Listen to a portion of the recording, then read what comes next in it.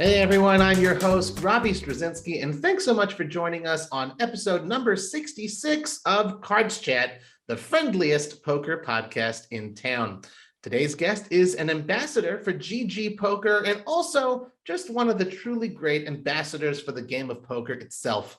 He is one of the friendliest, kindest people you'll find at or away from a poker table, always smiling, always willing to chat, and he's kindly giving us an hour of his time today. He's a great family man and basically a super good dude. And beyond all of that, he has the poker soul of an absolute crusher. He's got close to $3 million in live tournament earnings, including a recent win at the Bellagio Cup for $115,000, plus a ton more online. Today, we get to know Felipe Ramos a little bit better. Felipe, welcome to the CardsChat podcast.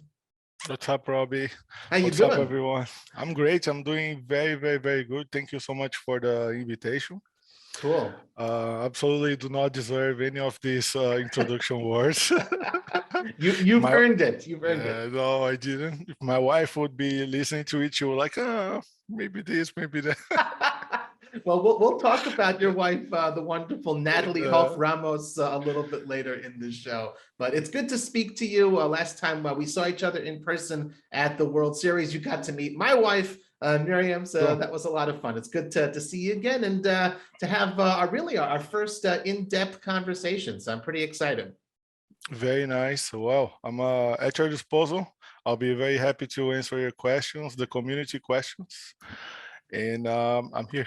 Awesome. Sounds good. All right. So a lot of American folks, they're, including myself, we're the products of the moneymaker effect. That's how we got into poker. But when you're living in Brazil, it might be a little bit different. So I'm wondering if perhaps there was a different kind of inspiration for you specifically to get into poker. Sure, absolutely. Yeah. I've heard about the moneymaker effect as well, coming from Brazil, but of course, my first touch, right, when I connected first with poker, I saw poker on TV. So there was poker on TV, and sometimes you don't have access to good TV. I mean, you have access to open TV, right? So I saw poker on open TV one time, and I was like, what is that? What they're doing? Was the World Poker Tour. Nice. That I saw first. It wasn't the WSOP. So I thought it was very interesting. I started to do some research over internet, quickly downloaded poker software, started to like play, just to know the rules, play money in general. And quickly discovered a small poker community on social media. At that time, there was like some sort of Facebook from Google called Orkut. I don't know if you guys ever had that social network. I heard it was pretty popular in Brazil, popular in some other places, but not very well known worldwide. Orkut, O-R-K-U-T, right? Yeah, I think I've heard of it. Okay. Yeah. So then we started discussing a little bit poker over the community, and trying to gather people to play poker together, to learn the game. And we failed every time to do that. But I started to learn the game and play a little bit and etc. At that time, I was a very busy man. Not that I'm not a very busy man now. I mean, I used to. I was in college. I was working in a financial institution in Brazil called Bank of America, Bank Boston, and I had another job as well. So I had pretty much no life and no time to learn something new. But there was one day I was at work, and one of my bosses, because I used to work like with a chain of managers, so like I had like 50 bosses, and one of them one day invited me to play poker at his house. Oh, nice. Yeah, and I was like, I would love to, but I need to go to college and I need to go to work, and tomorrow I need to be here working. So that took a while until I graduated, and then I accepted the invitation and went to his house on one of these Friday nights to play poker with friends. And then I got hooked. Well, And good, then I good for got you hooked. for being Yeah, responsible and yeah. doing the right thing. And then I go. My secondary job was with music, so I Uh-huh. used to play in a band. I used to spend a lot of time in a studio, like doing production, recording stuff. Uh-huh. So, and then poker entered my life in that particular slot. Uh-huh. So I started to do less with that and more with poker, Uh-huh. Got it. but always on a recreational side, you know. Right. I remember that when I left that Friday from his house, I bought all the poker books I could find. Uh-huh. I bought all poker books I could find, like the the first poker books pretty much, and then I was lucky to find already like a mixed games book at first, you know, a PLO book at first. I found Daniel Negreano's blog Uh-huh. on full contact poker, Right. and that was actually funny because I did an interview with Poker Go with Renko. Yeah. I told a little bit about the story, and Renko dig it down. He found the exact article I was talking about. Amazing. Yeah, Remco Rinkema, one of the top interviewers out there. That's for sure. It's good stuff. yeah. So It's that's how I got started. That's how I got the first very contact with cool. the guy. So you're gonna need to fill in a gap for me because I looked Sure. at your hand in mob, and your first couple of results were in a 5K and a 10K Euro EPT main event in San Remo and in Monte Carlo. So that's quite a long ways from just playing in home games and Yeah. grabbing the first book. So how did you sort of progress from beginner to these are the first, at least recorded tournaments that you decided to enter and cash in? This is a very, very good question. This is a very awesome question because I had no, even though I started playing poker, I had no ambition in becoming a professional poker player. So poker for me was like a hobby. So I was doing really well at my work. I became the youngest manager in the history of the company with 21 years old. Wow. So I was making good money.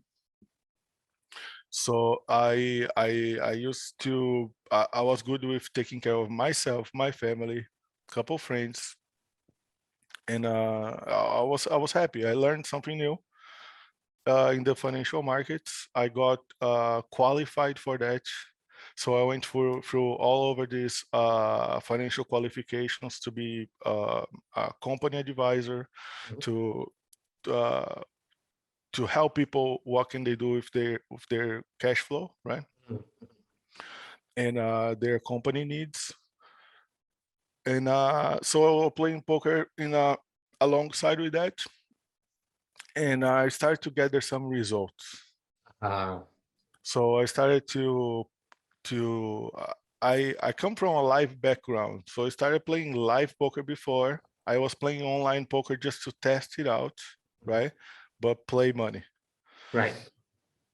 So I started to play some poker. The poker scene in São Paulo, which is my hometown in Brazil, started to develop. So there was like this first ever poker club. So I was going to this poker club after work, showing up with a suit and a tie. I love it. Yeah, to play, stay late hours, go home, maybe shower, then go direct to work. So I was hooked, Wow. and so I started playing cash games at the same time. But my deal was like I started playing sit and goals. I was playing like $5 and $10 sit and goals. So single table or two tables. Okay. So when you think about $5, it's Brazilian money. So it's like $1. Right. Okay. So dollar sitting goals, $2 sitting goals. Wow. So yeah, ridiculous. Pretty much free roll, pretty much nothing. And I was Right. playing some tournaments like this, the pizza tournament, like it's Sunday. You pay $20 and you eat all you can eat pizza for free. Uh-huh. And you meet your friends and you play poker for $20. So it's I like, love it. I love it. it's better than going to the movies. Yeah, You know? exactly. So it was social. It was social for me. But then this was in 2005, and I'm 38 years old. This was in 2005. And then 2006, I started to look for some competitions. I say, okay, you know what? I'm already beating these people's ass in the home game. and now it's my turn to step up. Where's this freaking poker tournament I can play, right? Uh, And then alongside the Orkut community, I found in the BSOP, the Brazilian Series of Poker, Sure. that was just getting started. It was the first season. Wow. And it's still going today. That's Still going like, today. wow, yeah. Yeah, so it's first season. So I started participating on that, and but the buy-ins were 1,000, right? So 1,000 nowadays, you guys can relate to $200. Okay. Very heavy buying, very Sure. heavy. Okay, so I started to simply I look at myself. I say, you know what? I'm gonna separate $500 as a poker bankroll, right? Okay. Related to 5-to-1 nowadays, $100. And then I'm gonna start with this. And I'm as an entertainment, as I'm going to the movies, as I'm going out, I'm gonna lose Right. this money anyway. So I'm gonna invest this money in poker. I invested way more, with the books and everything. And right in the beginning, when I went to one of these poker clubs, which I think was the only one, then a couple others came up. I met one friend of mine from childhood, from early teenager, that used to play Magic the Gathering with me. In front of the poker house, he was like, "You play poker yourself?" I say, like, "No, I'm just getting started." And then he was already really good. Okay. He already had a lot of experience. So, and he also had no money, but I had no money with a job, with a car. Right. I was You were jumping. doing okay for yourself. Yeah, Yeah. I was doing okay for myself. So like we had a deal. I'll take you to the club. You go giving me some poker lessons. Oh, great. Yeah. So Good deal. I'll give you a ride. And then it was awesome. Then we started talking more about strategy, etc. Then I started at 2006. I final table this WSOP event in Rio. Got sixth place for 6K while entering the event beyond playing a satellite. So I Okay. played $100 satellite with this little money I was making with the sitting goals I was Mhm. playing, and this little bankroll I had separated, and scored a 6,000 result. Went back to my hometown, São Paulo, played online for one of the first times. I played a satellite on Poker Stars for the BSOP, won the satellite as well for inauguration of a poker club, played that event, also final table event, also got sixth place and won 6,000 again. Wow. So I ran it up my bankroll from 500 to 12,000, right? Very quickly. Yeah. Yeah, Wow. very quickly, right in the beginning, by transforming this little money I was making in the sitting goals, playing the satellites, and then performing in the tournaments. Was it easy? Did you feel like, oh, I'm the best in the world? No, but definitely not. There's a lot of players, they were already like experienced and much better than me. Okay. But I felt like there was no huge gap. Okay. I thought there was like everyone getting started. Right. Okay. Oh, so there was like a no player that was like, wow, that guy is gonna simply like crush everyone. I mean, everybody's getting started and etc. So I kept playing when I could, which means after work and during the weekends. And that's when I got started with online poker. So I started playing some sitting goals. I used to love to play the 45 player sitting goals. Nice. Yeah, sometimes the 180, but I used to play the 45 or the most amazing ones for me because of my time issue. Mm-hmm. Kept on playing, and when I got to 2007, there was a BSOP in São Paulo, Mm-hmm. so my hometown. The tournaments would happen in the weekend only, Okay. so I could play Saturday and Sunday, and still have my job normally. I played on that event. There's another main event for 1K, and I won the event. So All I you do got is win. Like, yeah, it's I crazy. got lucky to win the event, and then at that time, some more poker organizations. So you start to get like known, right? A guy that won a BSOP, Right. was scoring some good results. And earlier in 2007, I played a live WSOP main event satellite in the club that I used to go. Mhm. And I got heads up with one of my best poker buddies at the time, like that guy I told you, and another guy. They were like Okay. my best friends. And then we were like to each other, how can we make to Las Vegas? It just, you want to We run it don't up, just keep going with no, the flow and we let it don't ride. freaking even have a passport, so we never left this place. How we cannot go? And then I was like, we came to reality, right? And then Uh-huh. we said, yeah, that's true. So let's chop this shit. So we chopped the main event. So we made like biggest score ever, right? Wow. $5,000 each, and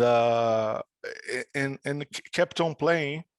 Won the BSOP a little after. Didn't travel to Vegas, and I had a lot of friends of mine. They were like, "You need to go to Vegas. I'm going to Vegas. You have more results. You play better than me, and I'm going. And Right. why you're not?" And I say, I have a life. It's not like I this. have a Let's go. job. I have I other have a things. job. It's just can't do it. You know, I cannot ask for a vacation period at my job. They were gonna kick my ass. Uh-huh. Uh-huh. And then that's very important to me because that's how I raise my family. That's how I pay my bills. Right.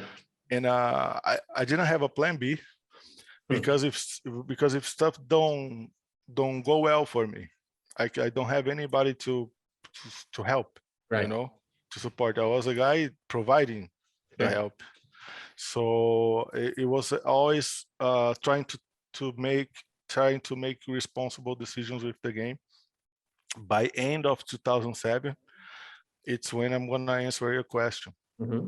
I was playing a big event in Rio during the weekend, hit the final table of that event, and then suddenly one guy comes to me and then he says, we're part of a poker company, and we've been watching you, and we want to talk to you. We want to sponsor you. And I was like, how does that work? You know, because That's, you know very well right now how it works. yeah, I'm not even a poker player. Why would Uh-huh. you want to like sponsor me? And they were like, oh, you fit the profile, we love what you do Right.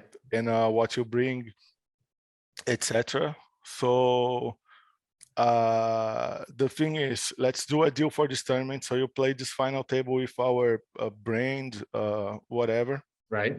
And after that, we want to discuss with you on how to become a professional poker player, because we think that that's going to be successful. Wow. So that idea came to me. It wasn't my idea. And these people, they were like Swedish people and a Brazilian guy that they used to take care of an on-game site called Best Poker. So they were the guys that discovered me, Right. and they put that idea into my mind and gave me the first opportunity. I brought the contract and that opportunity to my house Uh-huh. to discuss with my dad. And then I said, Dad, look, I'm already really good at this company. Huh. I have some saved side money that we can live for like 2 years. Right, just in case. Yeah. And these people are offering me to travel the world and play the poker tournaments representing their brand. Right. So I'll need more time because I'll need to travel, I'll need to play a lot online and etc. This poker thing is new. I don't know where this is gonna take me, but it seems to be a good opportunity. What do you Right. think? Wow. So I brought it home. At first, my dad was like, "Never, right? We were gonna play." It's a very So, foreign well, concept, yeah, sure. exactly. What you're doing, like you're doing really well on the stuff you're doing, and you're just going to give up. I said, no, no, no, it's different. I'm not giving up. I'm taking a better opportunity. But you're doing really well. How can you take to toss this in the the garbage can? How? I was like working in the company for 6 years already, and like my position with my age could not be higher. Right. Could Right. not be higher. It's so I was on my way on becoming a director in the bank real soon, and God who knows else. So, and but my dad understood, and I said, okay, alongside this, I'm gonna get better with my English. I'm gonna try to study a lot, do some extra courses on finance. If everything goes bad, I go back to the market with some international experience, with Sure, a absolutely. better English. I'm young. I don't think I'm gonna have trouble in finding another job, even Right. though I lose this flow, this continuous Sure. flow I was having. So that was when I accepted that best poker deal.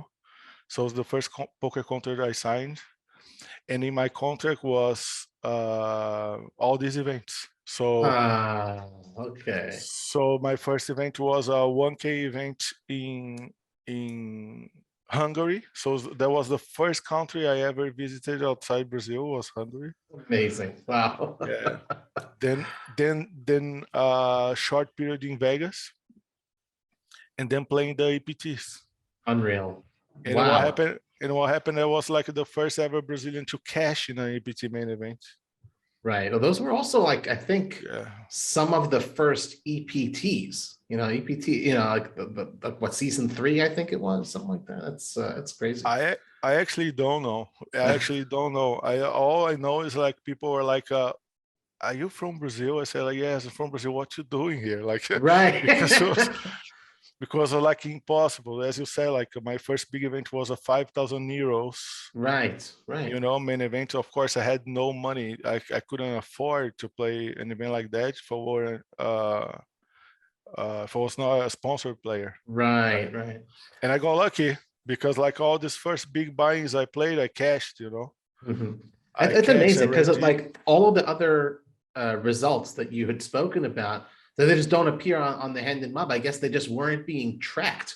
That's not Exactly. to say, yeah, it's not to say you just, woke up one day and found yourself at EPT. There's definitely a history behind it. And that's interesting also. I like that, you have a lot of candor and honesty there. It's like, even if it is a sponsored player, it's still not like you're swimming in money or anything. They fronted the buy-ins, and that gave you the opportunity to really, start building the bankroll into, what it has become. That's pretty cool way to run it up and take advantage of the opportunity. When did how was it, after already the first result, what, 24K, something like that, that you're like, hey dad, check it out? Like, when did he come around to say, you know what, I can, accept the decision a little bit more now of taking a better opportunity? Well, so first at first, while I was working in the bank, when I won the BSOP during the weekend, I remember it was 1K buying with 90 players, right? So it's pretty small field under 100 players, and I won the event for 20K, right? So that day I came home and I said like that 20K. This is like how many months of work, Right. right? For you. And then he was like, you just want this in 2 days? Right. I was like, yeah, I want this in 2 days. And he was like, wow. And then he started to get interested in the process, and I was already explaining to him what I was doing in Right. as a recreational player, right? Yeah. So I was like that. I started with $500. I would spend this $500 like in a weekend, going out or going to a bar, going to a show, going to the movies. I decided to, instead of going there, I went to the poker club. Right. And so I ran up this bankroll from 500, already had like 100,000. And it was like, you have 100,000 on the side from $500. I said, Right. yes. And then he was like, well, be responsible, keep doing what you're doing, but I think you know what you're doing, right? Right. I say, yeah, that I do never touch my salary. I do not touch Right. that money. I have my poker money here. So That's an amazing, I have to say that's an amazing thing, because like you already had that discipline, as you were saying, as a provider, and you were in your early 20s. Most folks, like you yes, hear a lot of those stories of someone, splashes on the scene, they win $1 million, and then all of a sudden you don't hear from them anymore because they don't have that ability to do bankroll management. And also those are the relatively early days of poker, when it's like the boom times, oh, the money's never going to end, but already then you had such a great head on your shoulders. That's a pretty cool thing. yes and no. I'm not gonna be 100% on that side because Okay. I know I'm gonna be honest. I didn't I won a lot of money, right? For me, for my reality, from where I come from, our neighborhoods in Brazil. That's true. But like I think that right in the beginning, if I had won that EPT, for instance, I don't even know how much money it was, like $900,000. I don't know. Sure. I think it was 800,000 euros first, something like absurd. And I got 13th place, right, in the tournament.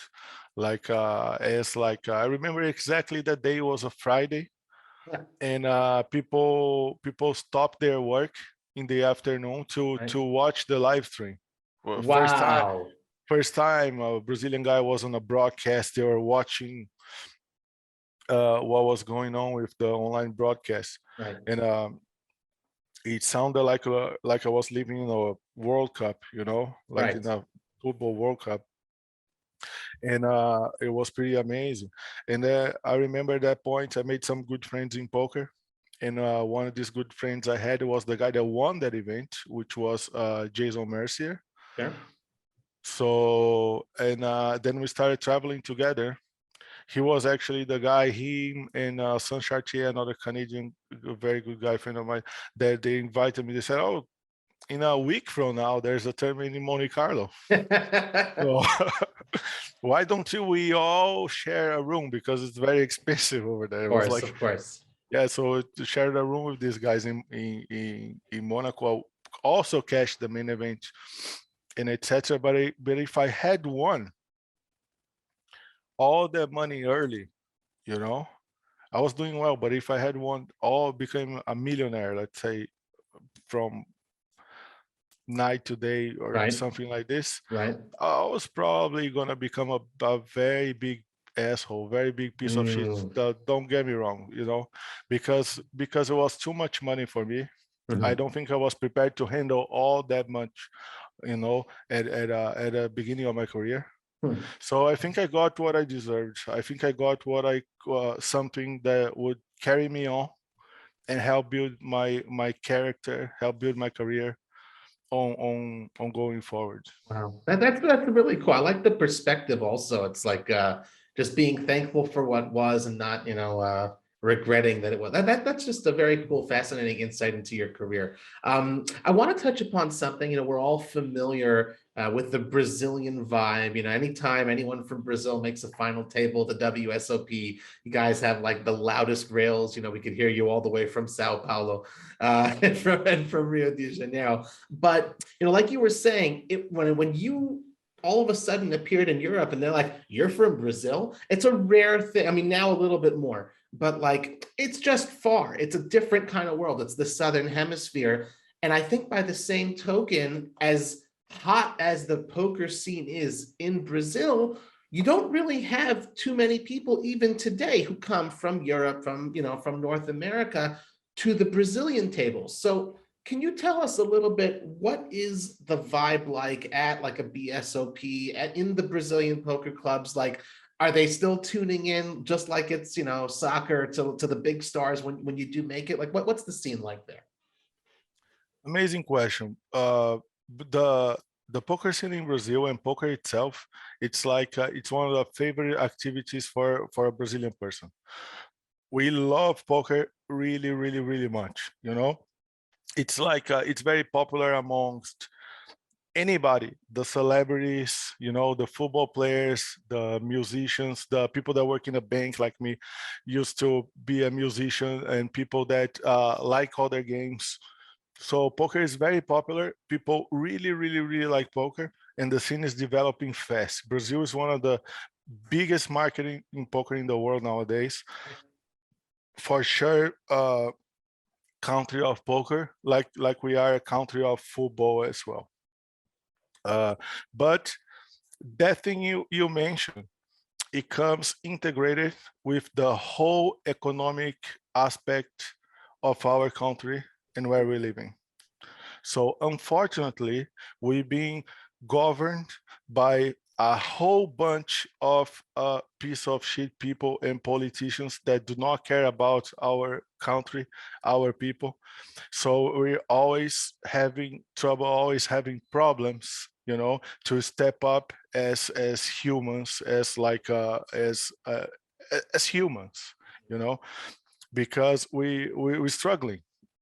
We're struggling with the economy. We're struggling with a lot of other things, such as the pandemics, and etc. So this year, the WSOP was probably one of the saddest years here in 2021, because people simply they could not travel, and people could not afford to play because our currency got devaluated so much towards the dollar, to the dollar rate, that has become so expensive to travel to the United States. So our currency is in between 5 and 6 to 1 to a dollar. Wow. So every time you come to WSOP, we spend like 6 times your money. It's impossible.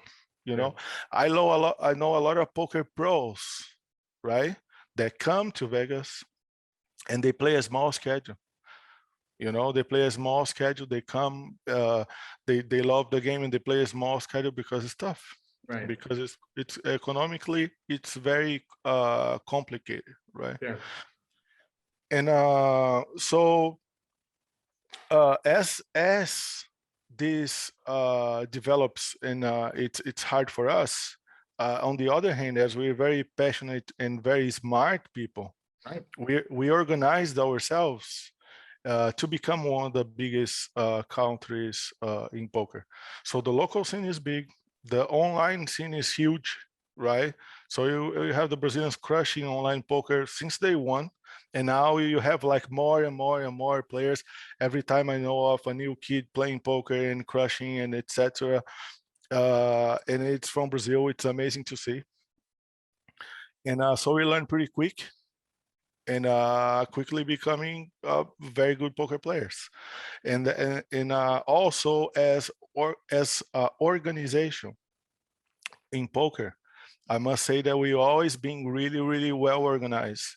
So we have the Confederation of Poker in Brazil, always helping out with the legislation, with everything else. So we never had trouble playing poker.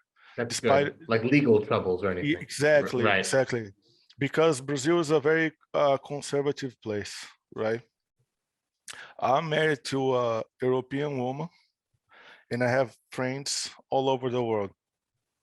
I'm the most prude in the room, always. It's insane. Brazil is like a very religious country, and so when you talk about gaming and this kind of stuff, it's really complicated. So we're not allowed to have casinos up to date. We don't have any kind of like major corporations or casinos. This is not allowed. Right. But poker is allowed. Huh. You can play poker. You know, there are poker rooms, Even and cash all games, not just tournaments. even cash games, Right. even cash games. So that's all because of the Poker Confederation we have in Brazil that does an amazing job on showing people that poker is a skill game. Right. It's not a game of chance. It's a skill game. It's a sport, a mind sport, and then anyone can play. You don't even need to spend money if you don't want to. Right. And so that throughout the years have been helping a lot the poker scene in Brazil, connecting with politicians, connecting with important people in the tourism, in the Right. government, so they all understand what we do. Well, I think we're going towards a very good spot on getting the game fully legalized, which is not the case nowadays. It's legal, you can play, you have no issue, but it's not fully legalized, Right. right? And that's why the game is growing, That's very right? cool. That's why the game is growing. I think so many other countries can learn from that example because, conservative or, liberal, you can have a particular stance towards, all gambling. And I think that, I know my country of Israel also has similar types of issues as well. We don't have casinos here, but we don't have poker rooms. If we have people who are fighting hard and lobbying and, but that's amazing. Yeah. Like you said, it's very well organized, and it's just also a matter of numbers. If you have a lot of people who are part of this confederation, the politicians, the leaders see, hey, this matters. This is what the people want. We are the representatives. Let's give the people what they want. So that's a pretty cool thing. And I got to talk about also your personal success. You look at the Hendon Mob, you look, the all-time leaders on the tournament money list for Brazil, and with your recent win at the Bellagio Cup, 115K, you are now, congratulations, number 2 on the list. You've just passed Cool. Andre Akari. So you're just barely, just a little ahead of him. I'm wondering, does that matter to you to be the number 1 all-time money in Brazil? And if so, or if not, how long until you think you can catch Mr. Gomes for number 1? Rob, to be really honest with you, my friend, I didn't even know. I learned this from you. Okay, you heard it here first. Yeah, I learned this from you.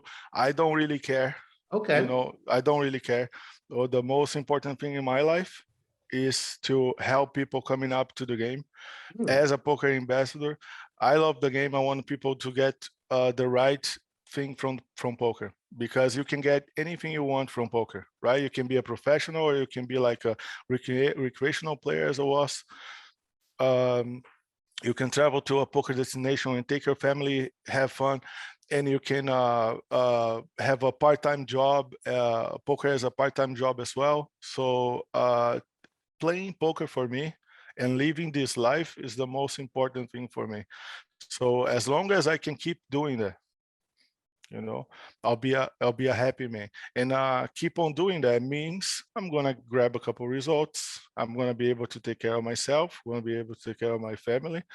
And that's enough. I don't have any kind of ambition to be number 1 or to win this, and that. I'm already blessed enough. I have so much more than I ever dreamed of in my life. If you tell me I'll be here to have an interview with you, 15 years ago, I'd say, come on. I wouldn't believe it. So that's that discussion happens a lot of times over my poker stream on Twitch. People show up and they say like, how much money you cashed in online? Right. They ask me. I say like, I don't even know. It's serious. I don't even know, because people I played on so many sites and I become a sponsor about this company, and then I played under my real name, and then my results were lost, and I had a nickname and whatever, and then they say like, why don't you put like the total amount of cash? As I say, like, for what? Right. For who? What does it matter? Right. Exactly. So I don't have this ambition. I want to keep on going and being a member of the poker community and helping people out.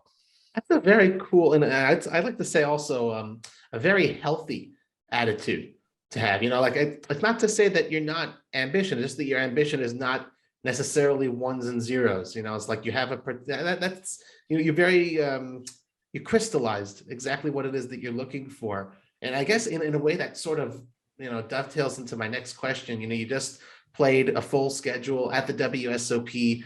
Plus, you're still there in Las Vegas. You decided to stay longer. Hmm. So, how, you know, not results wise only, but how did you feel sort of really jumping back after the whole pandemic into a full schedule, playing the whole WSOP? And also, why did you decide to stay in Las Vegas for a little bit longer after that? Okay, good question. So I spent this last 2 years only playing online poker, right? Sure.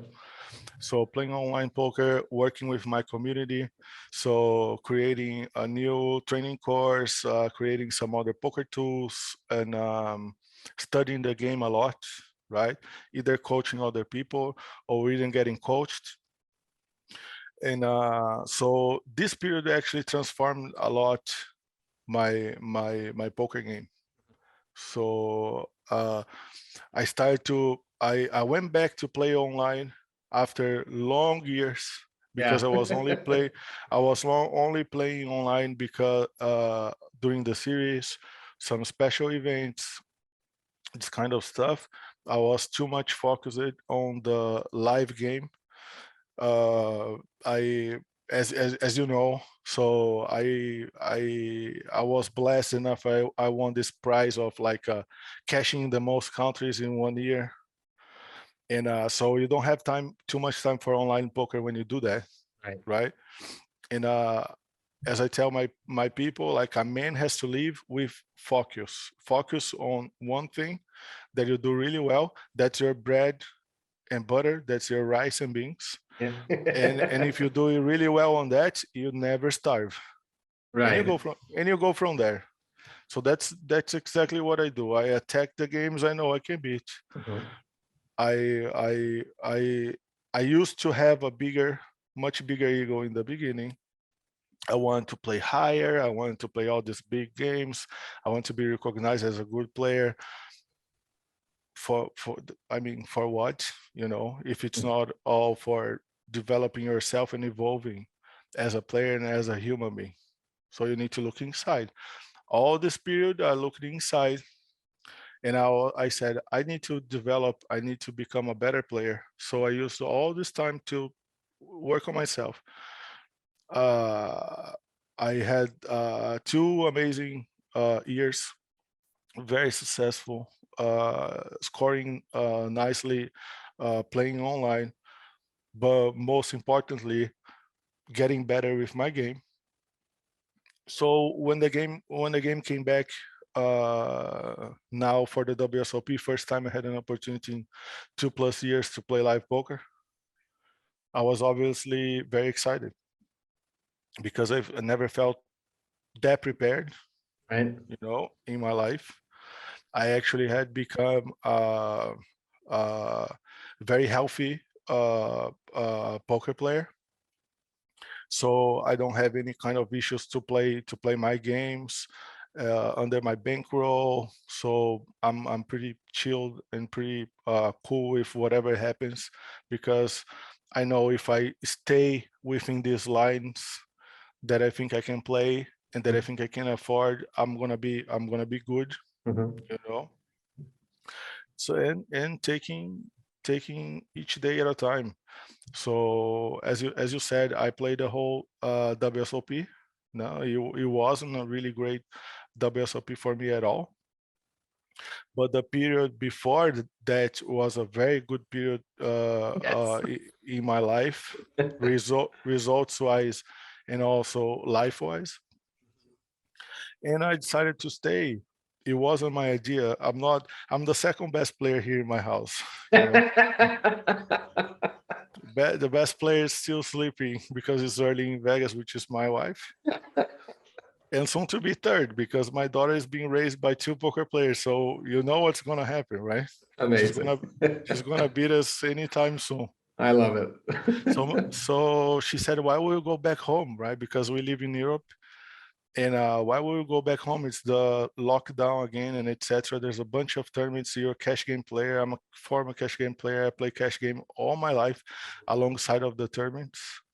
And many times I decided not to play an event, to keep on playing on a cash game or to jump in a cash game. So that's where I built my bankroll, actually, to be honest with you, by participating in these private games back in São Paulo, learning mixed games and learning PLO.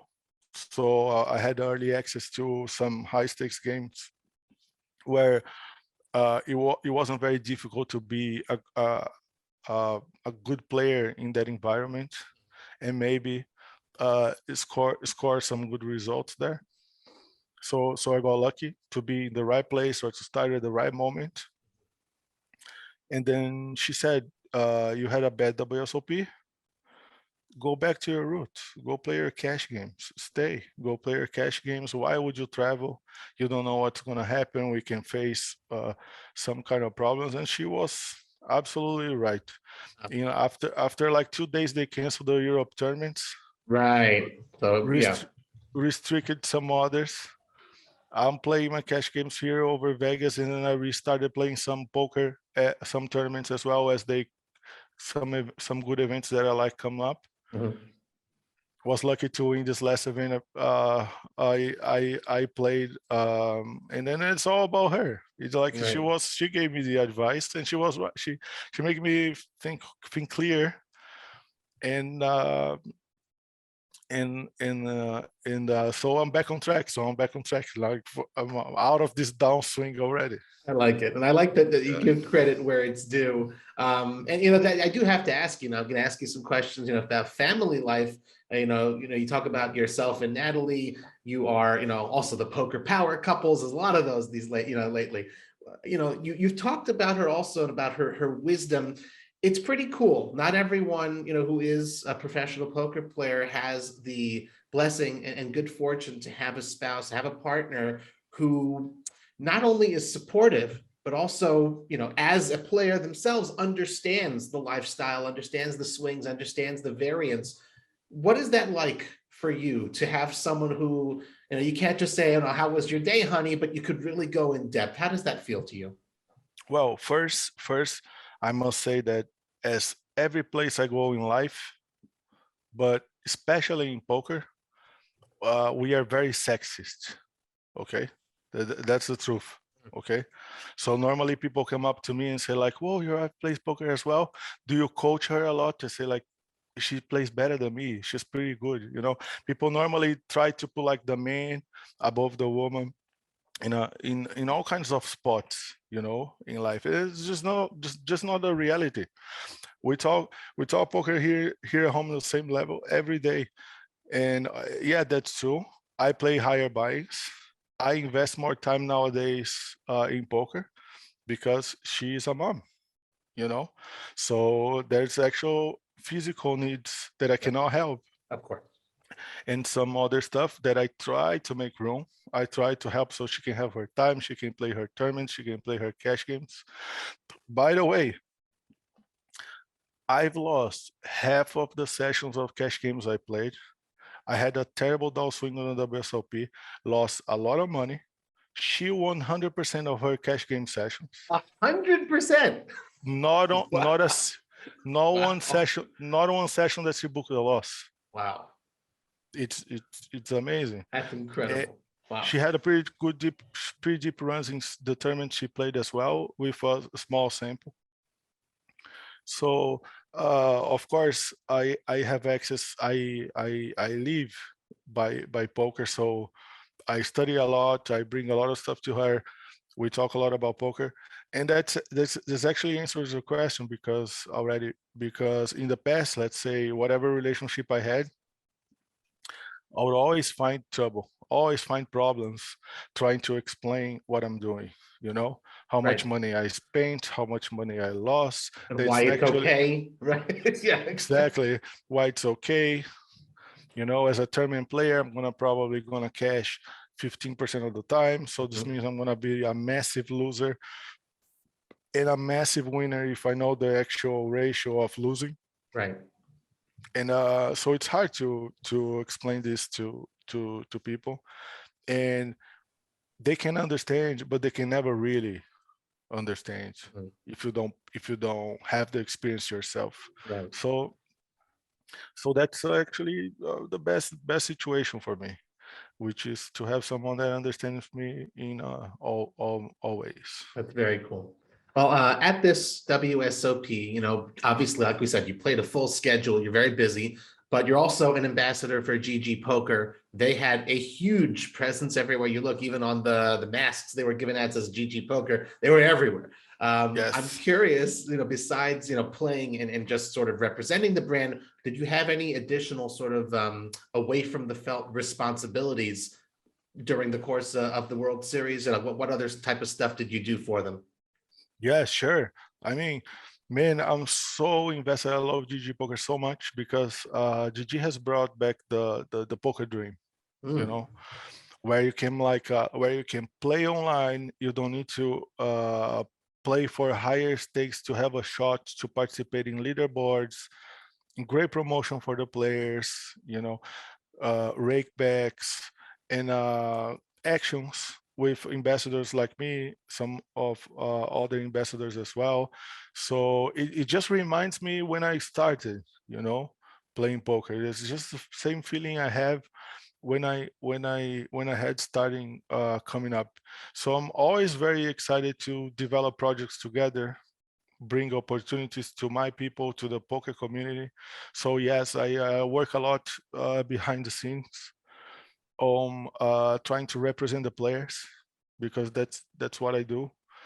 And uh, I also fire the streams on Twitch, so that's also very time consuming. I am a content creator, yep. so that's a hell of a time consuming as well. Yes. So sometimes the challenge it's to find time and to organize really well your schedule so you can do all of that, Yeah. right? Because some people, they only like to play poker, right? That's their passion. I love poker in always. So if I'm creating poker content, it's same thing as I'm playing. I'm Uh-huh. very excited what I'm doing, of what I'm talking about, of what I'm building. And I feel that with GG, what we are building, it's something really, really, really good for the players. We have the best software hands down. It's very fun to play on GG. And we always talk about that while playing, genuinely talk about that while we are playing on Twitch. And people love the promotions, people love the games they have access to. And I just try to help. I just try to represent the best I can the poker players, squeeze GG for like whatever we can get, always for the poker community. And I was very happy to understand and to know that GG was partnering up with the WSOP, and we had a beautiful lounge Yeah. where the platinum players could like chill, or if you are a Club GG member, you could have access to that as well. Right. There was a party, big party you guys had. Yeah, Yeah. there was amazing big party as well, where I gladly met so many people I have only seen online. So that was very, very, very good. Already looking forward for this next year's party to meet some maybe many other amazing people that couldn't make the to Vegas, right? Yeah. Because of the situation. Right. Still very restricted. And one other thing that I love from it is that I get to play WSOP from my house. So GG is running the WSOP online as well, Right. which I think it's amazing. It brings up this opportunity for anybody to play. If you can't travel, if you have a job, if you go to college, and you cannot, you tied, and you Right. love poker, you can play a WSOP event and compete for a bracelet from the comfort of your home. But the international ones, right. Exactly. I Right. think that's pretty awesome. Yeah. I heard some of the people say that's like, oh, but you're downgrading the bracelets. Now you're awarding too many bracelets, and you're like, come on, man. Like, we have 7 billion people in this world, right? If you talk about poker in Brazil or some of these big places, people will say like, Paul, what? They don't even know the name. They don't even know what we do. So seriously, just because like you want a bracelet back on time, you don't want people to succeed as well. You don't want people to do well. And that's actually amazing for the game. So I was very excited. I was actually very sad that I lost, right? My tournament, I got second place in one of these events. This year was devastated because I really wanted to win. We played the whole event over on Twitch as well, from the first to the last end. Yeah. And anyways, it was a good run. Not to dwell on the negative. Obviously, like you said, though, that it was good for you. Back in August going in, you had that kind of high. You're able to kind of coast a little bit. So it was good on many other levels, even though the bracelet didn't come. Hopefully, next time around, the bracelet will come your way. Absolutely. I just have two more questions. You get frustrated if you don't win. Yeah. But you need to understand that in poker, to win, it's super hard. If you only happy when you win, you're gonna be a sad person. Oh yeah, absolutely. I just have two more questions of my own before we move into the community questions. You kind of talked, you already alluded to it, as far as you being very busy, doing a lot of stuff behind the scenes for GG in your role. You love playing poker, and you also have the family life. You want to be a good husband, a good father. You seem already, you've already expressed to us that from a young age, you already had very good habits as far as bankroll management, as far as responsibility. And now you also have a partner who can sort of think like you as well and strategize and plan. So I feel like this is, people our age, you said you're 38, I'm 40. A lot of us have been around poker and have been starting families all of a sudden. We're not just, single anymore, that sort of a thing. What kind of tips could you perhaps offer people who are moving to that next stage of life? You still love poker, you still want to do so much, but there's a lot to balance and a lot to juggle. How do you sort of optimize all of that? And maybe you could offer some advice, because you seem to do it pretty darn well. Thank you. I mean, my best advice would say, like, just don't compare yourself to other people. Follow along your own lines and try to evolve and get better as a person and as a player, because everything will happen automatically whenever you bring that energy, and then you work with that energy into transform into a higher self, into a better person, into a better player. So normally I see people like comparing themselves to others, like some sort of like, oh, I studied this game so much, I've gotten better, I play better than that guy won and I lost, or some sort of commentary like that. You should not be looking outside first. You should be looking inside. And that being said, when you start your poker journey, just don't look at the clock. Just don't look at the clock, because you never know when you're gonna get your big score, if you're gonna get a big score, and all of that cannot be like a stopper. Cannot be. If that doesn't happen, you still can have a very successful journey, like a very successful journey of meeting other amazing people, traveling and knowing new and nice places, like developing yourself alongside this journey, and meeting things that you never thought about, and having to deal with those troubles, with those problems. That's actually the beauty of it, right? Because I've been through that, and in the middle of the process, I almost got lost, and I almost got lost. because I was shifting my priorities. I was like, what am I doing here? I don't need that. I already have this, and I'm going this way. So I would say that first, if you really like the game, she's awake now. Luna, yeah. Yeah. If you really love the game, use that passion you have for the game to learn the game, get better at the game, and enjoy what you do. Love it. Again, it just speaks to a very healthy outlook, not just on the game, but on life in general as well. Last question for me before we move into the community questions, Felipe. During the main event, you and Natalie had quite the interesting prop bet. Whoever lasted longer in the main event gets control over all of the movie and TV selections until the WSOP main event next year. So lucky for you, because Natalie won. Lucky for you, it's not a whole year. It's just 6 months until next summer's WSOP. So I have to ask you, how was the new Sex and the City reboot? She's been trying to watch that series with me. I said, I choose. I'm not gonna see that. She just mentioned this to me again yesterday. Gotta rub it in, yeah. Again yesterday. I said, no, we're not watching that. I put her to watch a chess stream with me, and she was like sleeping, and she just shouted, no. She just shouted, no. I mean, unfortunately, she busted day 3 just before the dinner break. Be cooler. I bust day 3 just after the dinner break. Be cooler as well.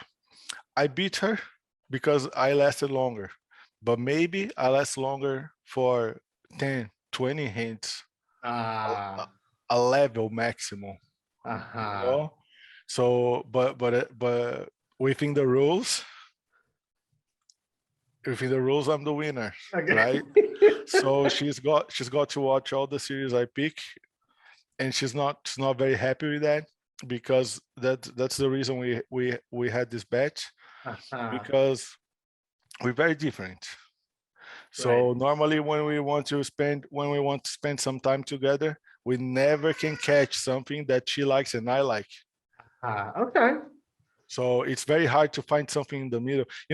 When you get to in front of the television, you have all the apps in the world. I sign up everything. I subscribe to everything. So and you spend like 1 hour trying to find something to watch. Yeah. Like it's annoying. That's why we got to that and say, you know what? How are we gonna decide? We're gonna have a bet, and we're gonna decide, because money. I cannot bet money with my wife. She already has half of everything. Right. Of course. Oh, and plus, I don't even own half of anything. I only own 25% because I have my daughter. So she takes half. She takes the other half, and so it has to be something that's really painful, and that's painful because she's really upset about it. Okay, well, if I like, I've been married almost 20 years, I would suggest a chop, and you just watch Poker Go together all the time, because that way you'll always you'll both enjoy that a little bit. I like to watch poker. I love to watch poker. I think she likes even more than me to watch poker. Well, there you go. But normally whenever I'm not playing, I try to do something else. I have a life, Robbie. Okay. I try to. I try to shut it off from poker a little bit from time to time. It's hard because we like it too. Yep. But I try. Gotcha. All right. Well, let's move on to the final segment of our show, where we turn to everyone out there, you guys in the CardsChat community, to see what questions you wanted to ask our guests. We do have a dedicated thread on the CardsChat forums for this. So as we announce who our future guests will be, please be sure to send in your questions. The first question belongs to Antonis32123. Thank you very much, Antonis. Felipe, Antonis wants to know, do you recover easily after bad beats and hands where you experience bad luck? I think that because of my personality, the way I develop my poker mentality, I do pretty well with that, but it hasn't always been like this, right? It's a process. I remember getting real upset in my early days when I would be knocked out of a big tournament or take a beat. I was the kind of person that I wanted everybody to know I took a beat, how good I play, that I only busted because of that, you know? So I'm pretty sure that many people can relate to what I'm saying, you know? Yep. Many people can relate to what I'm saying. So when you take ownership and you understand what the game, how the game works, right? That simply doesn't matter, because you need to study a lot of the game when you win, Right. right? When you're still winning, to see if you got the right value amount, you know, and if you can develop better your game. So I nowadays it seems like when people look at me, they see the opposite of they used to see, right? It's not that I don't care. I care, you know. Like I talk to my wife, that she's more easy, right? I try to make her care more about the situation, to take ownership of the situation, right? Because I'm a very competitive guy. I don't like to bust, right? I get upset when I bust. Sure. But I understand why I bust and that how that happens. It's very important on going forward. So I don't get upset anymore. I make fun of it sometimes, you know, and I don't take it too seriously. And I try to look at the big picture. That's my advice when I give to people. Look at the big picture. You know, people say like, wow, you just had a terrible Sunday session. You lost like $30,000.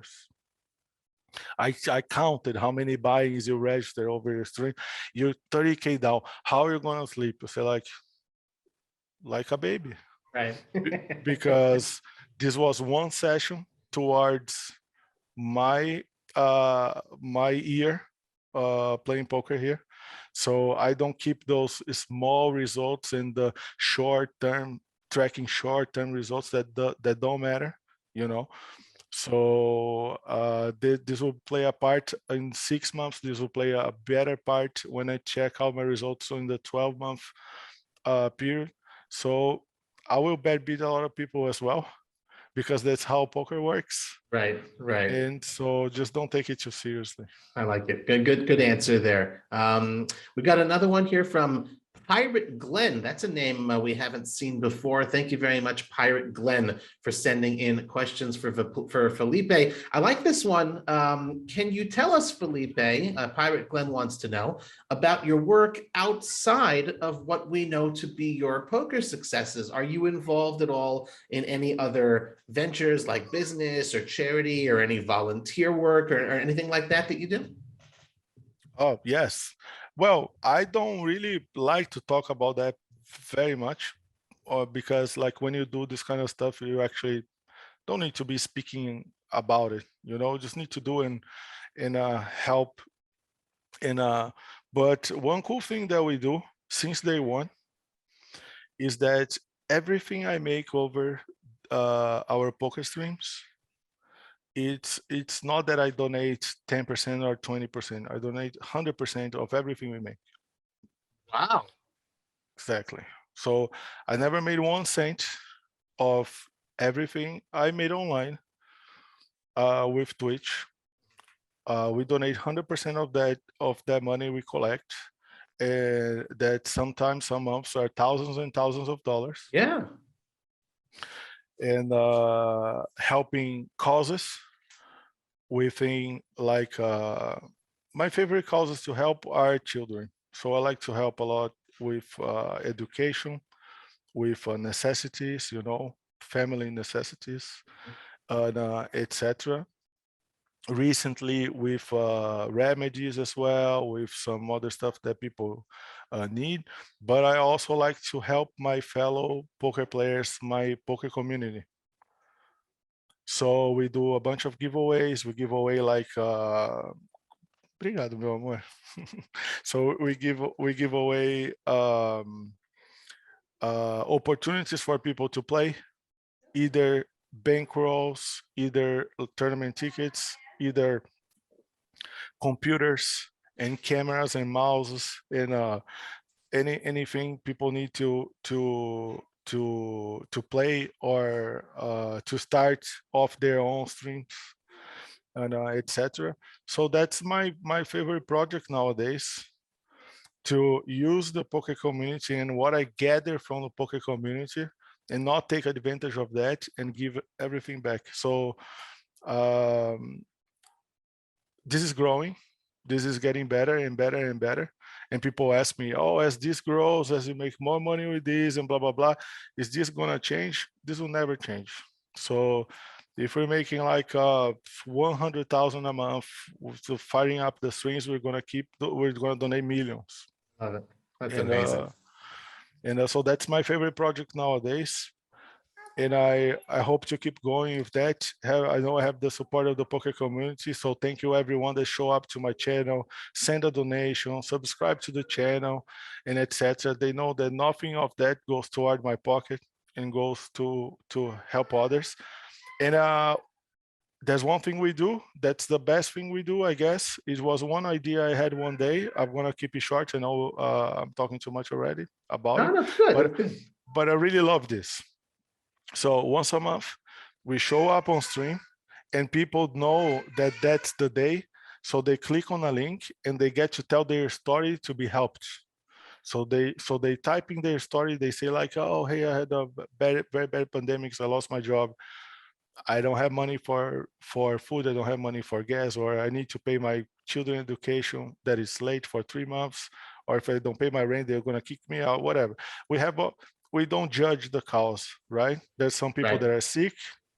They're in the same level for me as if you need a computer to play poker. Right. I don't judge any kind of cause. So for me, it all comes on the same level. So, and then we pick up the monthly money we made, and then we elect a couple of people and to be helped.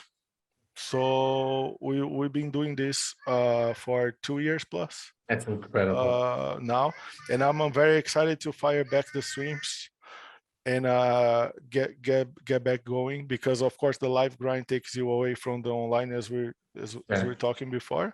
Sure. But this will never stop. That's so cool. Well, you might not talk about it a lot, but I'm really thrilled that Pirate Glenn asked that question, because that's really, really cool. More power to you. And I do hope that, everyone wins. When Felipe streams, obviously everyone wins, and hopefully you experience a lot of success and growth. We give away, we show up on stream, we give away, we sign up, that we have the staking tool on GG, right? Sure. And that staking tool is amazing, because like the people show up on my stream, they say like, Felipe, I only have, it's funny. I say, I only have 25 cents in my account. Can you please play a tournament where I can buy 25 cents of share? So I'm gonna be here watching the stream and cheering for you and etc. And we've done it so many times. It's amazing. I open like a $50 tournament to play. I sell 75% of it. I don't need, we don't need to get into that. Yeah. But I don't need to sell anything. But I sell for them to play along with me. Right. Right. That's great. Everyone has a rooting interest. Yeah, and then we won this $50 event, GG series. We got first place, and we boom. Amazing. Everybody cash. Like this tournament here at the Bellagio that we won now, the 10K, we put up 16% over pocket fives. Okay. And I don't know how many people, I think over 25 people had a piece as well. Huge. Of this event. And I don't try to take advantage of my poker community, it's the other way around. So I'm always selling at no markup, so people can come and play with me and cheer and have fun. So in the end, it becomes a very good investment as well. That's fantastic. Amazing stuff. One more from Pirate Glenn before we move on to the next question asker. Pirate Glenn wants to know, Felipe, what else do you like to do? I mean, it's funny because he says outside of poker in your spare time. I imagine you don't have much spare time, but in the spare time you do have, is there anything else that you like to do? Any sort of hobbies you have? Well, my hobby number one is to play with my daughter nowadays. So that's hobby number one. Like yesterday, for instance, I was calculating my time where I would have my free time so I could go to the pool and play with her. She loves water. And so I could have some spare time with my wife. Yesterday I had a blast. I had a very good day off with my wife. We went to see a magic show. We went dinner and this kind of stuff. So that's my favorite time is whenever I'm with my girls. And other than that, I don't have much time for this anymore. But I like to play my guitar. Yeah. You know, I like to play my guitar. I like to gather with friends. I'm not the type of guy that is trying to get better or invest too much time in other things. Because that thing is, for me, it's only related to poker. So let's say I've entered chess recently, trying to get better. And I did, but I don't have the time to become a chess grandmaster whatsoever. And not even the talent. I could never go near whatever that means. But I love the strategy in the game, so I like to learn. So I'm trying to learn more.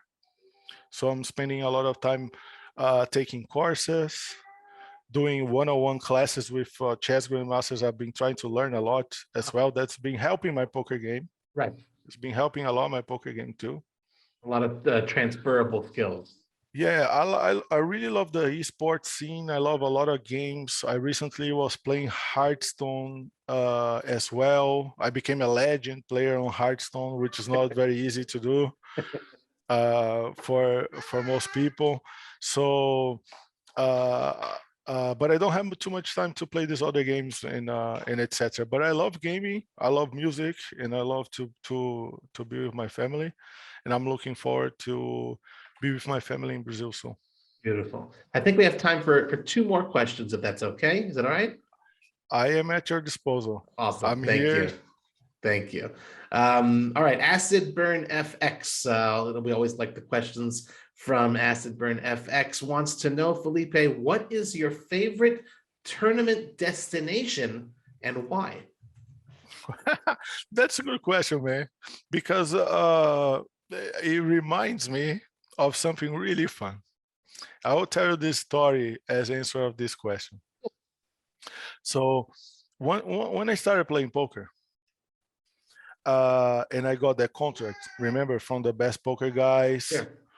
yeah, from Luis, from Henrik, from these people from Best Poker, they helped me a lot. So shout out to them once again. I don't have contact with them anymore. So if you ever listen to this once more, I like to say, I think I said this on many opportunities I had, but thank you very much again. I'm here because of you. You guys saw me, you guys helped me. So thank you very much. At that time, I remember that Henrik, he asked me like, hey, now you're a poker pro. You have a contract and you don't work for the bank anymore, and you're gonna play in all these tournaments. I need you to write a blog. I need you to have a social media profile, and etc., which I didn't have, right? Only personal. Right.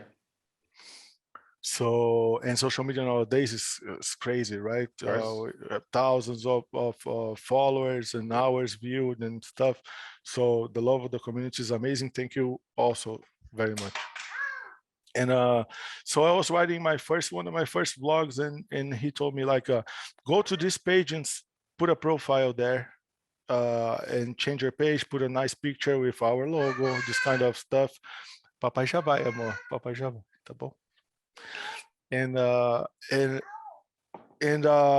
I wrote there that my ambition, right? What's your poker goal, right? I was like, I wrote two things. I wrote like, become one of the best poker players in the world. That's the first thing I wrote. Because if you want to jump in and you want to be a professional and you don't want to be one of the best, you're doing this wrong.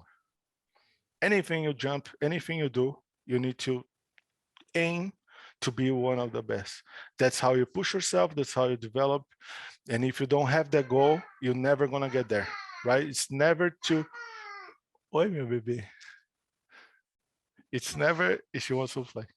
So it's never it's never bad to have this kind of ambition. You know, I understand that some of the ambition part we have in life, it's bad. I get that, right? But when it comes to developing, it's never too much, right? People laughed at me, right? Oh, this guy, he won a local tournament. Now he's gonna go play. He's gonna be eaten alive. You know what he's doing? He doesn't play this well. I played with him many times and I busted him from the tournament. There was like this kind. There was this kind of a commentary I was getting. You Haters know, gonna hate. Yeah. in the forums, right? And I never said I was the best poker player in the world to start with. I said I wanted to be, Right. but not that I was. And I also put it down there, which is like to travel and know all these nice places all over the planet. That was one of my my goals, Okay. right? Developing my career, I was happy and I was lucky to win as most inspiring player in the world. There was an award. I love it very much. Voted by the poker community with all the other poker heroes as well. So that means a lot to me because I look up to these other people that were on the list, such as Daniel Negreanu, which is an amazing guy, amazing ambassador and poker player for the game. So I also cashed in the most countries in 1 year. So I played 14 countries and I cashed in 13 of 14 countries I played. It was like ridiculous nice. And then came at one point of my career that I was very happy because I was aligned with my goals, my ambition. Cool. My ambition was totally aligned to the person I wanted to become. And that's the good ambition you want to have. So I was like, you know what? Have I became one of the best players in the world? Who knows, right? I'm pretty happy about my results, and I know I came very far, and that's enough for me. And but what about the second part? Is to travel Right. and get to know all these places. So I went on my Twitter and I said, "Hey guys, what are the best poker destinations a player cannot miss? Just please tell me. I don't care if it's $100 tournament, if it's a free roll or whatever. There's poker and it's a nice spot I want to travel to, you know." So that's my lifestyle. This is my life. So I have this approach. So I put down a list after of the places I want to be, and people laughed really hard because please don't be mad at me. People from this region, don't mad at me. I love you all. But on my list, I had Atlantic City, right? And I had no clue, but I saw this Atlantic City poker tournaments on TV. I think it was WPT. Yeah. Yeah, I saw some beautiful pictures, beautiful houses, some kind of stuff. I said, it sounds like a good spot to travel to. And people on my tweets, they were like laughing so hard because apparently it's not the best place in the world. You have some people who like it more than others. Yeah, but it's a place like as a poker fan, as it was on my top 5. Yeah, I have been everywhere, you know. So on my top 5, on my top of my list were like Australia. Right. So I've been to Melbourne, had a hell of a great time, amazing city. Some other spots, and I want to clear all of them. Right. So, and I actually went to Atlantic City. Okay. Yeah, and then I confirmed it's not really the best place in the world. Okay. It's not, but it's a good place. I like the place, you know. Yeah. And I went there to play poker anyways. And so normally we go to a couple places that there's not much to do but playing poker, right? Yeah. You need to invest a lot of hours to collect the results anyways. Sure. So make a list. I would say make a list of these places you always wanted to go. Playing the satellites. Many of these places I've been, I earn a satellite package, so I travel for free. So especially if you are like a, oi, bebê. So especially if you are like a recreational player, that adds a lot to you. You know, Yeah, absolutely. if you make a travel, you travel with your girlfriend, travel with your wife, you travel with your friends, you make the most of the traveling, and you get to play poker. It's amazing, you know. The nuts, right? So yeah, it's so nice. So I talked to my wife just before the pandemics. I told her we're gonna visit every other poker place in the world that we've never been. We're gonna go with our daughter. She was like, yes, she loved the idea.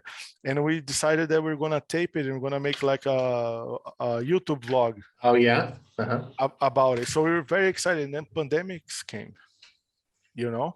But our daughter, she was planned. So we took into consideration that traveling with her, right?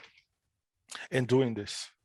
Because like sometimes people were like, oh, you won this award or whatever, most cashes, like in different countries. Right. I didn't plan any of that. I Right. just travel all over these places to play meaningful events for me. Mhm. I never went to some place just to play and cash. I never did that in my life. Right. If I wanted to do that, I could do that back home in South Sure, America. of Very easy course. to travel. If I'm, for instance, I live in Vienna. I live in Austria. I never played a poker tournament in Vienna, Huh. so I don't have a Viennese flag on my handlebar. So if I wanted that, it would be easy to go to the nearest casino and play one tournament and win. You Right. know, and as you said, I played a bunch of poker before they were tracking me, Of course. whatever.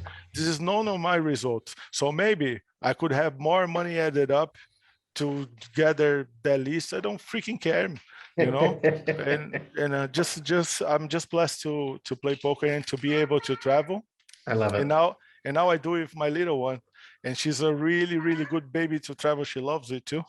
I'll just inject one tiny little question of mine. You are, of course, from Brazil. Natalie's from Germany, right? And you're in America right now. So she's trilingual, Luna. Do you speak in 3 languages? She is speaking everything, and she has her own language, which I I have no Which clue what she nobody says. understands. Yeah, exactly. I So love it.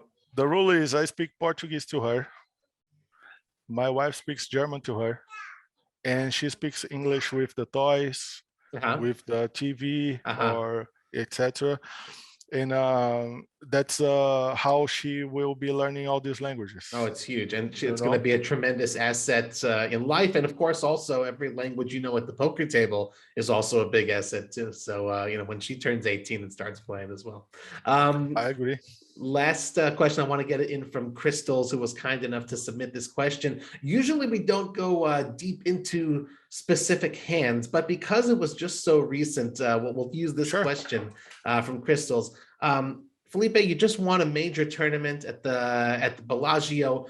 What was the toughest hand, or perhaps the toughest situation or toughest spot that you faced at that final table, where you correctly making the right decision is kind of what sort of led you to victory? Okay. I actually know that answer. Uh, well, I was determined. It worked out for me. So I started that event like doubling up and collecting some extra pots right off from the beginning.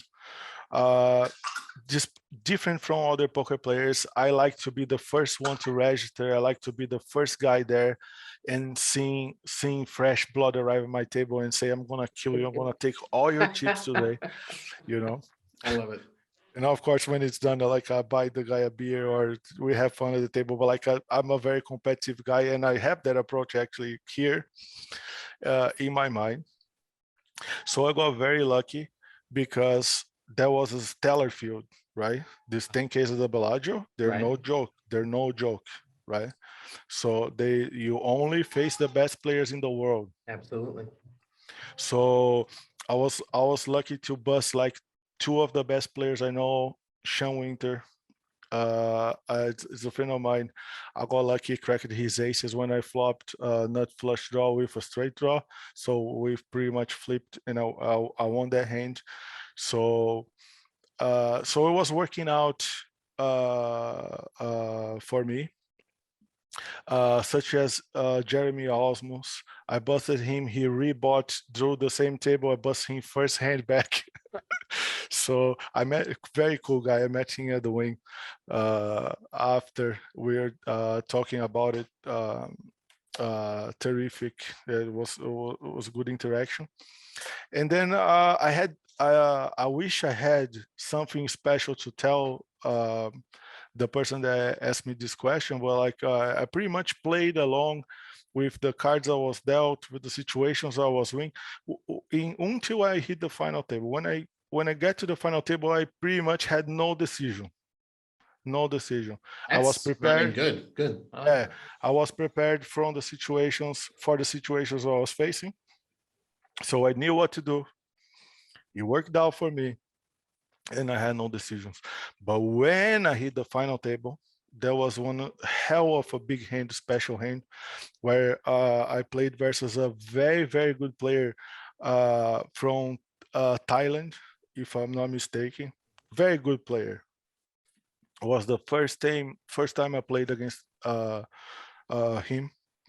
and he put me on a tough spot where I had aces in PLO, but I had a ace 5-6 with 5-6 of clubs, with only 2 clubs, right? So I don't have the ace of clubs. And what happened is that we played a big pot where the flop was 8-8-4. And I was holding the aces, and he was the aggressor from the bottom, so he could easily have an 8. And he was a fearless player where he potted the flop. So I check called with aces on the flop. Of course, I have the gut shot as well, but it's a paired board. Turn card got me a backdoor flush draw for a 6 high flush draw. So it's not very important over there, especially in a pair board. So I checked, and he blasted the turn once again. So if my decision is like, if I call the turn there with aces on that kind of board, what would I do if the river card is a blank? Right. Or if I hit my straight, for instance. Right. That's PLO. You never know. Yeah, exactly. What would I do? And so I checked, and he potted once more. Mm-hmm. So of course he would be value betting any 8 over that situation. It's not very difficult to put me on an overpair in that situation and try to bluff me out of the pot as well. So there's a big meta game over there, and we are on the money bubble. So adds a lot of pressure right there. So I have a decision to make.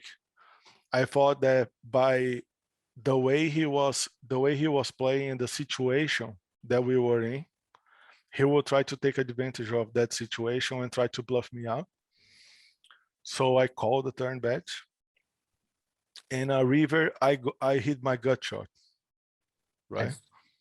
And river, I hit my gut shot, and with a 7. So, but it's so easy to have 8-7 and have a boat, or make a 4 full on the flop. Sure. You're playing a lot of cards from the bottom right there. Your range is pretty wide, and he could even have like kings with an 8, more commonly jacks, 10s with for a little rundown that could easily have a full house as well. Anyways, I tried to take this hand to a showdown. So I check once more. And then comes the funny part, which is we have in these high roller events, we have the chess clock, right? The time bank cards. Yeah. Mm-hmm. which I'm a big fan of it. I think more tournaments should have a chess clock and to make the game more dynamic. So I check he uses a couple time banks. I think he used 2 time banks before jamming. So that was a little bit annoying. And then I got to this final table with 11 time bank cards, right? So I have used 1 time bank card only throughout the tournament. You get 6 time bank cards. When you hit the final table, the official final table, you get 6 more. So I had pretty much all of them. And then that was funny because I pick up all my card bank cards and I put right here on the table, and I told the dealer, do not interrupt me. Take as many cards as you want. Wow. So I went deep in the tank, Ooh, trying to get a read from the guy, because that's what live players do. right. And it's funny that my wife said to me these days, like, wow, you're beating the games online. They're very tough, and then you go to the WSOP soft games, then you lose. You're stupid. That was very funny.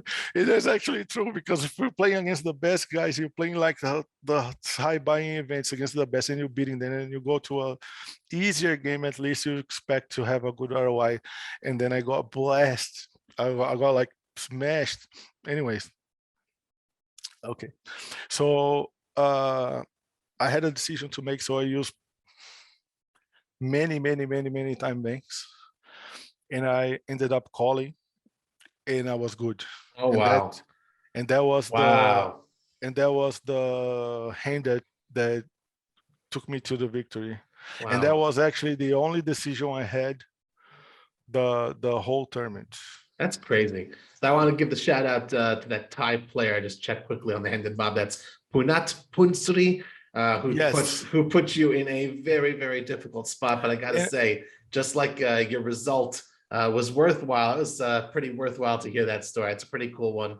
I never heard of that, like putting all the time banks at once. And I yeah, like that also, that you kind of took the dealer out of the equation. You gave yourself the maximum ability to evaluate the situation, and to a degree, that kind of speaks to everything that you've yeah, told us today and all of your stories, is that you really do try to think things through, have a healthy attitude towards it, and just go with what makes sense and what you enjoy. And that's pretty cool. And I've certainly enjoyed speaking with you today, Felipe. Thank you, everyone who sent in the questions to Felipe Ramos. I just want to give one more friendly reminder to everyone out there in the CardsChat community. We would love to see you submit your questions for our future podcast guests in the dedicated thread on the forums. Please be sure to give us a good review on iTunes. Spread the word via your social media channels if you like the show. Felipe, again, I've really enjoyed speaking with you. Before we let you go, I don't want to take you away from Luna any longer. Is there anything else that's you'd cool. like to share with the CardsChat community?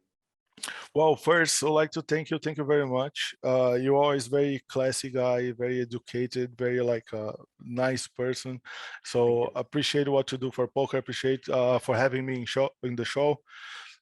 Thank you very much for all the CardsChat members, especially the ones that uh, took the time send us a question. Appreciate that. If you guys want to follow along what we do here, please find me over social media. My nickname is Mojave, as the desert. So you'll find me in social media as Felipe Mojave, right? All over. Uh, we do speak mostly Portuguese over the streams, because that's where the my biggest audience, right? My fellow countrymen and my fellow people from Brazil. But we always trilingual, right? So we speak English over there at any time. Show up in the chat, write in English, write in Spanish, or write in Portuguese, which are the languages I can speak a little bit, and I'll be happy to connect, give you a poker tip, or say hello. If you need a partner to grind with, find us on Twitch, and please be part of our community. We're launching some pretty nice stuff for the start of the year now. with a tool we have for like a hand replayer, some training content as well. All of that you can choose what you want, because we put out a lot of content for free as well. So this is not money related. And you know what happens when you come to our community and you spend something. We like to help other people out. So either if you need help, you can come to us, and if you want to support other people that need help, you come to us as well. So I appreciate that, and thank you very much for the invitation. Thank you, Felipe. And we'll just go back to the beginning. You said that you didn't deserve that introduction. I humbly beg to differ. Every single word I said, and I'm sure if everyone got to this point in the podcast, very, very well deserved. Definitely one of the classiest, nicest, friendliest guys in poker. Thank you very much for joining us. And all of you, thank you very much for listening to another episode of the Cards Chat podcast. I'm Robbie Strazynski. You can follow me on Twitter @CardPlayerLife. I wish you all a wonderful day.